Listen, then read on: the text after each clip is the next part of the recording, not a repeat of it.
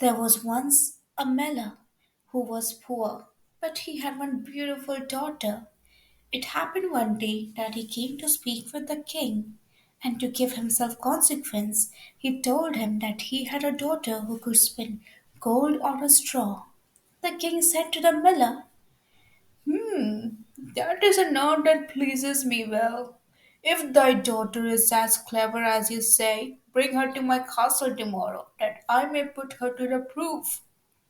When the girl was brought to him, he led her into a room that was quite full of straw, and gave her a wheel and spindle, and said, Now set to work, and if by the early morning thou hast not spun this straw to gold, thou shalt die. And he shut the door himself and left her there alone. And so the poor miller's daughter was left there sitting, and could not think what to do for her life. She had no notion how to set to work to spin gold from straw, and her distress grew so great that she began to weep. Then all at once the door opened, and in came a little man who said, Good evening, miller's daughter. Why are you crying? Oh, answered the girl, I have to spin gold out of straw, and I don't understand the business. Then the little man said, What will you give me if I spin it for you? My necklace, said the girl. The little man took the necklace, seated himself before the wheel, and whirr, 3 times round, and ribboned the wheel.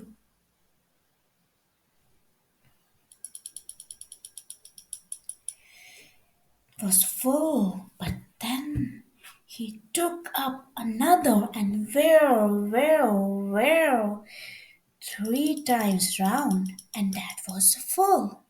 And so he went on till the morning, when all the straw was turned into gold, and all the bobbins were full of gold. At sunrise came the king, and when he saw the gold he was astonished and very much rejoiced, for he was very avaricious. He had the miller's daughter taken into another room filled with straw much bigger than the last, and told her that as she valued her life, she must spend it all in one night.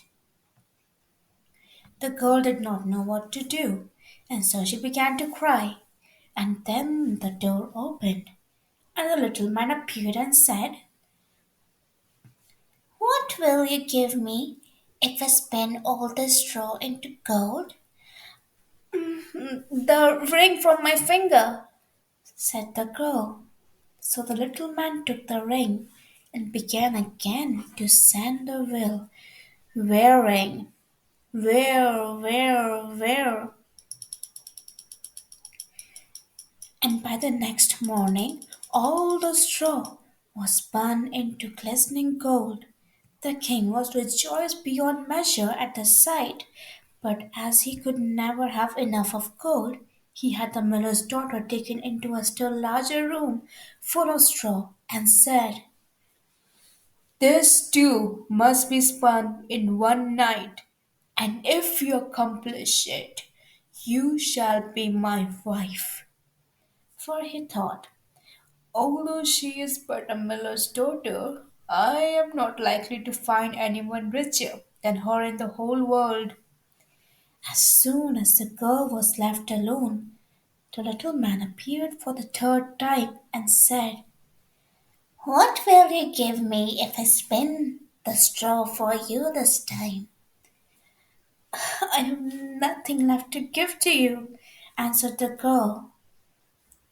Then you must promise me the first child you have after you are queen, said the little man. But, but who knows whether that will happen, thought the girl. But as she did not know what else to do in her necessity, she promised the little man what he desired. A upon which he began to spin, where, until all the straw was gold. And when in the morning the king came and found all done according to his wish, he caused the wedding to be held at once, and the miller's pretty daughter became a queen. In a year's time, she brought a fine child into the world and thought no more of the little man. But one day he came suddenly into her room and said, "Now give me what you promised me." The queen was terrified greatly and offered the little man all the riches of the kingdom if he would only leave the child. But the little man said, "No, I would rather have something living than all the treasures of the world." Then the queen began to lament and to weep, so that the little man had pity upon her. "Okay, I will give you 3 days," said he. "And if at the end of that time you cannot tell me my name, which you cannot, you must give up the child to me." Then the queen spent the whole night in thinking over all the names that she had ever heard, and sent a messenger through the land to ask far and wide for all the names that could be found. And when the little man came next day, um, let me think. Is it Casper or Melchior or Balthazar? She repeated all she knew and went through the whole list. But after each, the little man said, "That is not my name." The second day, the queen sent to inquire of all the neighbors what the servants were called, and told the little man all the most unusual singular names, saying, perhaps you are called roast ribs, or sheep shanks, or oh yeah, spindle shanks.